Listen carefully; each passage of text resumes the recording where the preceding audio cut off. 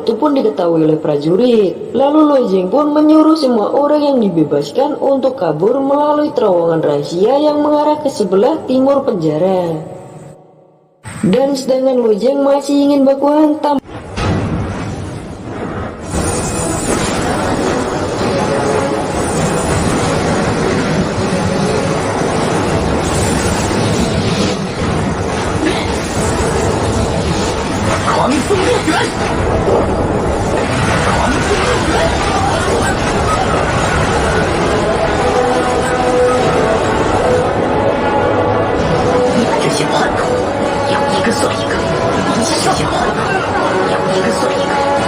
dan diperlihatkan Yushu dan kawan-kawannya yang sudah berhasil kabur. Lalu Loi Jeng yang cosplay jadi Genji pun berhasil mengalahkan semua prajurit. Namun Loi Jeng yang sudah mengalahkan prajurit diketahui oleh Lui Bengkuan. Dan Loi Jeng yang melihat Lui Bengkuan langsung mengingat bahwa ayahnya mati di tangannya. Lalu Loi Jeng pun langsung mencoba untuk menyerangnya dan pertempuran pun terjadi.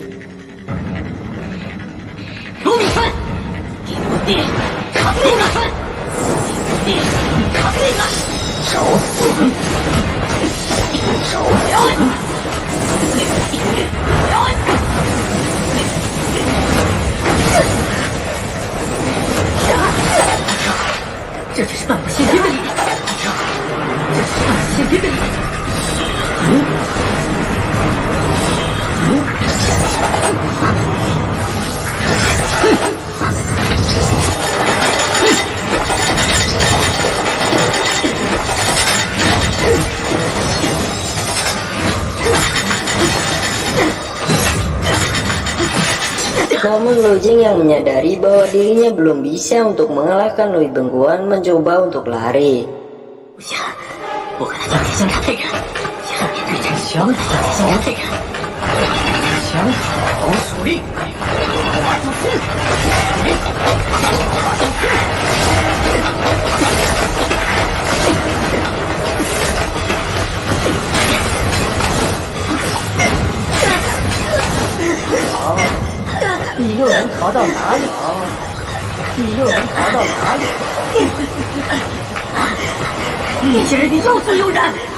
Namun Loi Jeng yang mencoba lari masih bisa ditangkap oleh Lui Bengkuan dengan menggunakan teknik iblisnya. Dan Loi Jeng pun kaget bahwa Lui Bengkuan ternyata bersekongkol dengan rasi iblis. Namun di tengah perdebatan mereka datang Kelang yang menggunakan ban menggelindingnya. Kelang yang datang karena mencium orang spesial yang berasal dari klan Luo. Dan orang tersebut adalah Loi Jeng.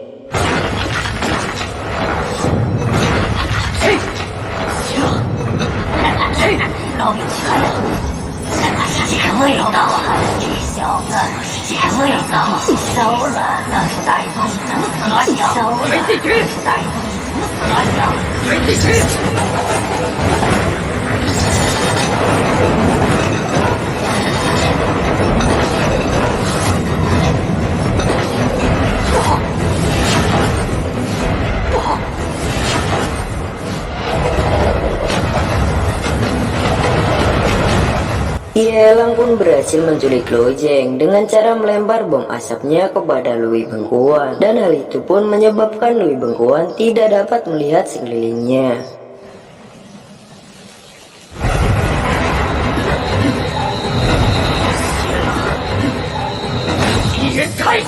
Dan diperlihatkannya Loi Jeng yang sudah berada di sarang Kelang. Lalu Kelang pun mengeluarkan senjatanya yang akan disempurnakannya dan akan membuatnya menjadi senjata spiritual paling tinggi. Dan senjata tersebut bernama Aye.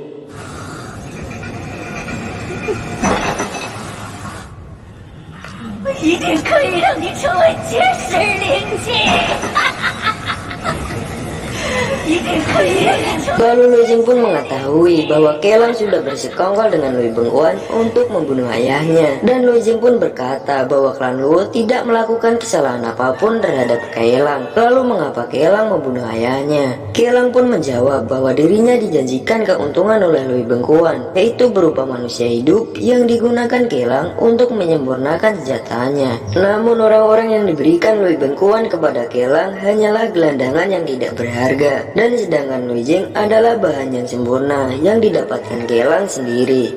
Dan Loi Jeng pun langsung menyadari jika dirinya tidak lari, Kelang juga akan menyempurnakannya. Namun usaha Loi Jeng sia-sia karena kekuatan yang Loi Jeng keluarkan langsung tersedot oleh pedang Kelang.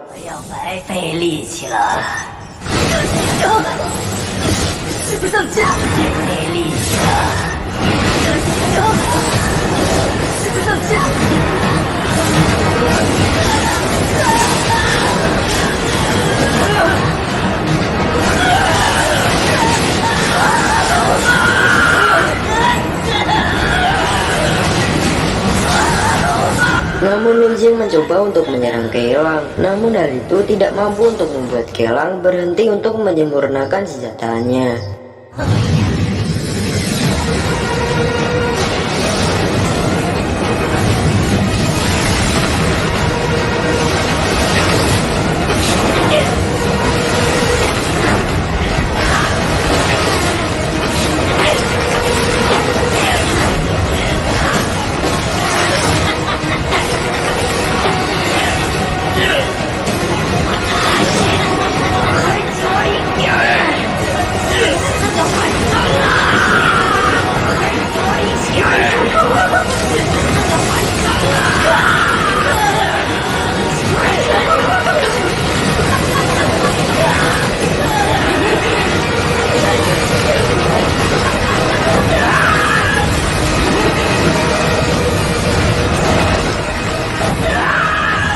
Dan pedang Kelang pun berhasil disempurnakan. Lalu Kelang yang melihat kembali sosok istrinya yang sudah meninggal di pedang tersebut. Dan ternyata nama pedang tersebut diambil dari nama istri Kelang yang sudah meninggal, yaitu Aye.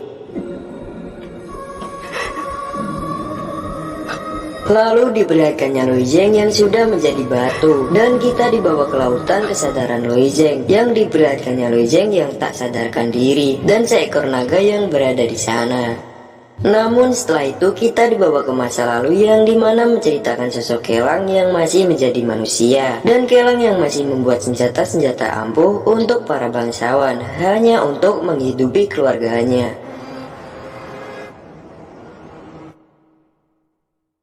Lalu Kelang ingin menjual senjata yang bernama pedang karma api. Namun istrinya yang menyuruh Kelang untuk menjualnya besok saja karena di luar masih turun salju. Tapi Kelang tetap keluar untuk menjual senjata itu karena stok beras yang ia miliki sudah habis. Namun alangkah sedihnya Kelang karena tidak ada orang yang mau beli senjatanya. Dan setelah itu ia pulang dengan rasa kecewa. Namun setelah tiba di rumah, Kelang dikagetkan dengan seekor iblis yang berada di rumahnya. Dan dibuat sedih lagi karena istrinya yang sudah meninggal karena dimakan iblis tersebut. Setelah itu iblis tersebut melihat Kelang dan langsung menyerang Kelang.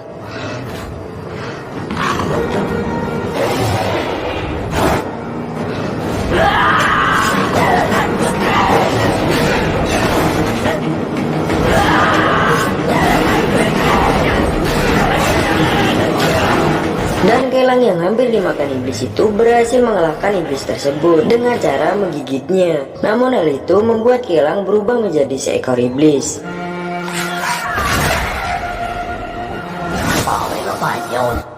Lalu setelah itu Kelang membenci dirinya karena gagal melindungi keluarganya. Dan setelah itu Kelang jatuh ke dalam kegilaan dan bersumpah untuk menempa senjatanya menjadi senjata ilahi terkuat yang pernah ada. Dan kembali lagi di lautan kesadaran Loi Jeng, dan sosok naga yang mengatakan bahwa jika Loi Jeng mati, lautan kesadaran ini juga akan lenyap. Lalu naga tersebut pun keluar untuk mengalahkan Kelang dan menyelamatkan Loi Jeng yang sudah berada di ambang kematian.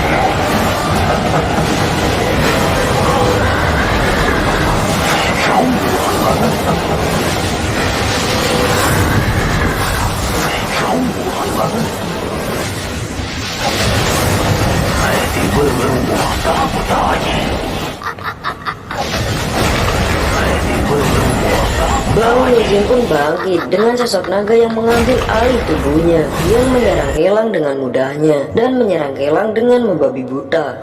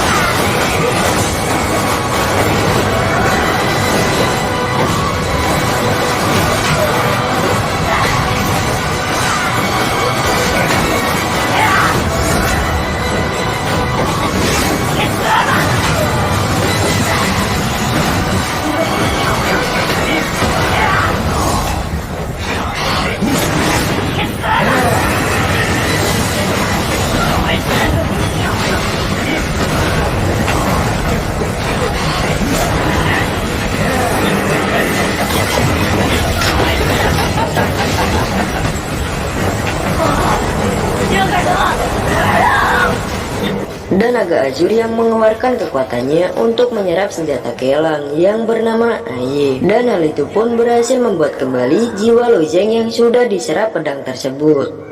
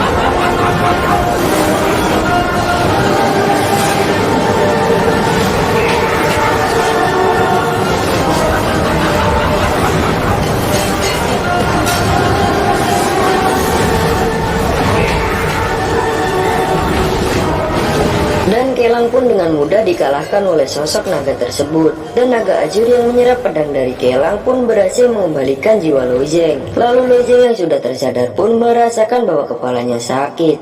Ia yang kehilangan kesadaran pun tidak mengetahui semuanya yang ia baru saja lakukan. Setelah itu, Lu Zeng melihat Kelang yang sudah mati pun memeriksa tubuhnya dan mendapatkan sebuah cincin dan juga belati. Cincin artefak tingkat kuan pun langsung dipakai Lu Zeng, dan ia membawa belati tersebut karena dirinya ingin pergi ke Sekte Qingyun untuk menyelamatkan adiknya. 这戒指和飞刀，玄气品级，对我此去青云宗应该有帮助。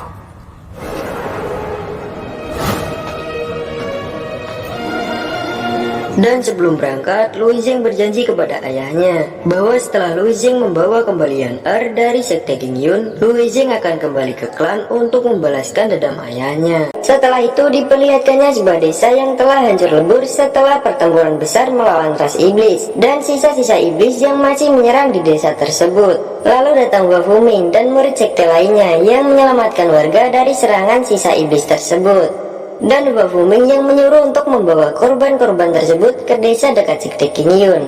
Lu Jing yang mendengar percakapan itu langsung mengikuti para korban karena Lu Jing juga ingin pergi ke sana, yaitu ke Sekte King Yun. Setelah itu kita dibawa ke aula utama kolam darah, tepatnya berada di Sekte Tian Kie, dan ketua sekte sekaligus pemimpin pasukan ras iblis Cui Kie. Lalu diperlihatkannya gelang yang sudah mati setelah dikalahkan oleh Lu Jing tergantung di sana. Setelah itu Cui Kie mengambilinya dan melihat bahwa jiwa gelang belum seutuhnya padam, dan pembalasannya akan terus berlanjut. 这倒成了你复生的契机，怨念未消，不忘来世，不忘前尘。 Setelah itu kita dibawa ke gerbang gunung Sekte King Yun dan diperlihatkannya Lu Jing yang berada di sana. Lu Jing yang melihat penjagaan sangat ketat di sana pun memilih untuk mengikuti penerimaan murid baru di Sekte King Yun daripada menyelinap masuk yang akan membuat kerusuhan. Lu Jing yang tidak memiliki dokumen bangsawan pun ditolak mentah-mentah oleh penjaga di sana. Lalu Lu Jing dihampiri oleh seseorang yang bernama Mo Chan, yang menjadi sahabat pertama Lu Jing setelah memberikan token masuk kompetisi kepada Lu Jing, yang didapatkan Mo Chan dengan mencuri dari salah satu murid yang berada di sana. Lalu Lu Jing dibuat terkejut karena adanya Lui Peran di sana. Lui Peran yang melihat Lu Jing pun kaget karena melihat Lu Jing yang masih hidup. Lui Peran yang sangat benci dengan Lu Jing pun ingin mencoba langsung menyerangnya, namun hal itu dihentikan oleh seseorang. Setelah itu datang Jugie, yaitu tuan muda keempat dari keluarga Jugie dan salah satu orang pelayannya. Setelah kedatangan Jugie, Lui Peran langsung berani untuk menyerang Lu Jing. Namun semua terhenti karena datangnya Hua Fuming yang memisahkan mereka berdua. 老家主来解决。你这个本事这么强，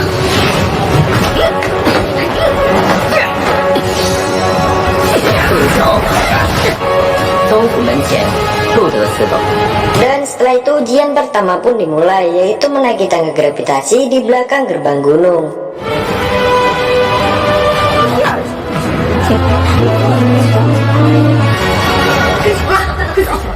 Namun yang awalnya dianggap mudah oleh semua peserta kini menjadi yang terberat karena tangga tersebut memiliki gravitasi, dan semakin tinggi mencapai tangga tersebut juga akan semakin meningkat gravitasinya.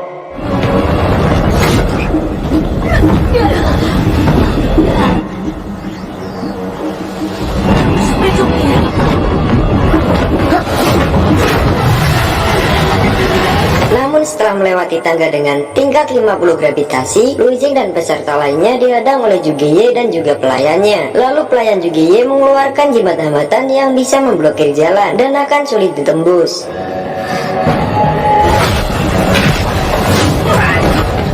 怎么回事？哪里来的路障啊？ Lalu diperlihatkannya Jugie yang sudah berhasil melewati tangga dengan 80 gravitasi dengan mudahnya. Hanya karena ia memiliki gelang jaring surgawi yang diberikan Lui Peran kepadanya. Jugie pun orang pertama yang berhasil lulus di ujian ini. Lu Jing yang mendengar bahwa Jugie telah lulus terus mencoba untuk menghancurkan jimat hambatan tersebut. Lalu Lu Jing yang dibuat marah karena dibilang orang rendahan oleh pelayan Jugie langsung mengeluarkan kekuatan aslinya. 别乱来啊！我可是我这谁是之谜，我你是谁家的人？下路之谁？你们还会跟他死磕到底？谁敢拦我的路？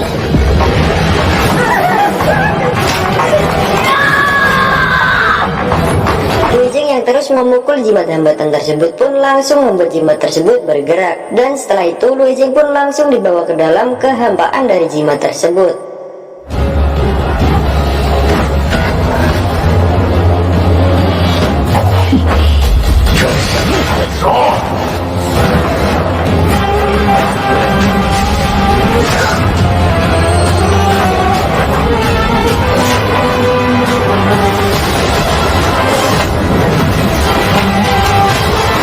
Lu Jing yang berhasil mengalahkan penjaga roh yang berada di jimat tersebut pun langsung berhasil menghancurkan pembatas itu.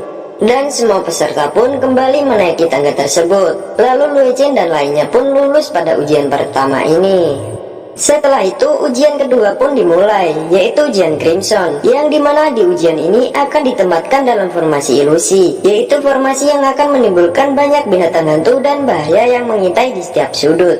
Lalu peraturan di ujian ini yaitu menjaga sebuah token agar tidak hancur, dan jika token tersebut hancur, peserta akan tereliminasi. Token tersebut juga bisa untuk memanggil binatang hantu yang setara kultivasi penggunanya dengan cara menyalurkan esensi sejati pada token tersebut.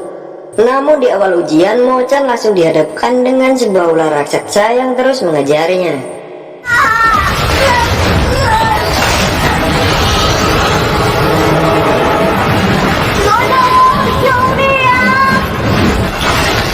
Lui Zeng yang melihat sahabatnya dalam bahaya langsung mencoba untuk menyerang binatang hantu tersebut.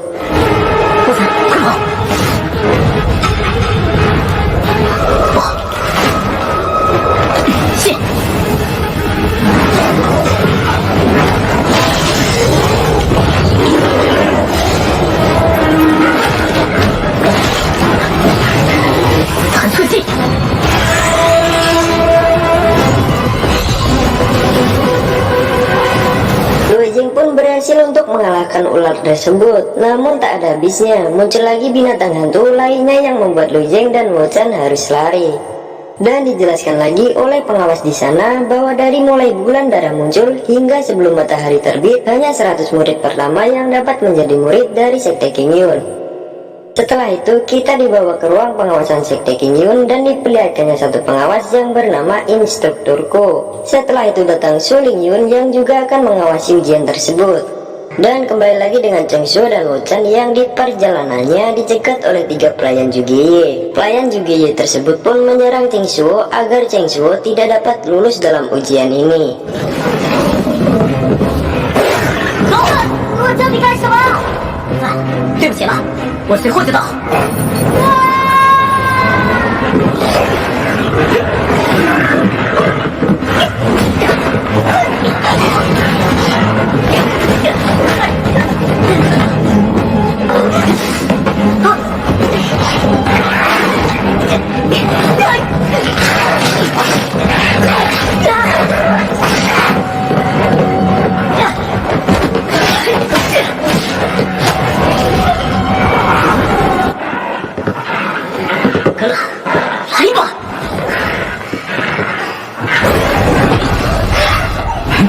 Namun hal tak terduga terjadi, yaitu munculnya sebuah kelabang hantu yang berada di ranah penyempurnaan Sum Sum.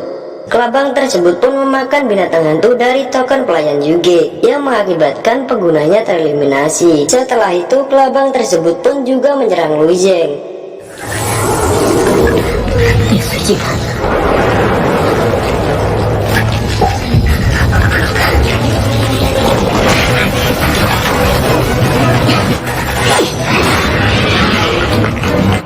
Namun datang Mo-chan yang mengalihkan perhatian kelabang tersebut dengan menyerangnya menggunakan jimat tahu peledak.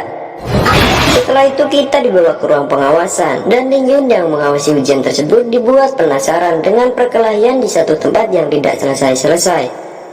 Dan perkelahian tersebut adalah Lui Zeng yang bertarung dengan sebuah kelabang hantu. Lalu Ling Yun juga memuji Lui Zeng yang dianggap punya potensi dan berbakat. Lalu kembali lagi dengan Mo-chan yang masih dikejar oleh kelabang hantu. Dan Lui Zeng pun mencoba untuk membantu Mo-chan dengan membunuh kelabang hantu yang terus mengejar Mo-chan tersebut.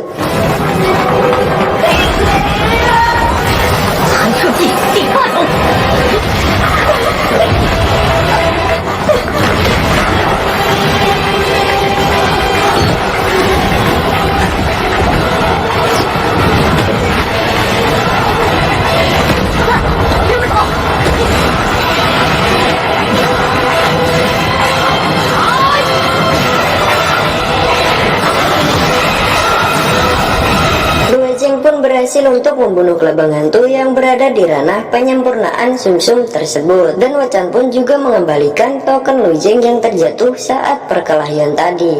Namun di tengah pembicaraan mereka datang Zhuge yang ingin menyerang Lui Zeng karena telah menghancurkan jimat rohnya dan juga telah melukai pelayannya. Dan setelah itu Zhuge pun mengeluarkan binatang hantu dari tokennya tersebut.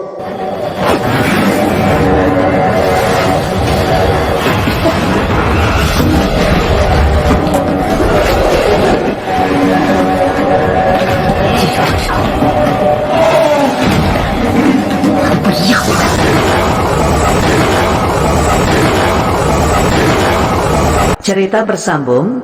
Terima kasih yang telah menonton. Jangan lupa like, comment, and subscribe karena subscribe itu gratis.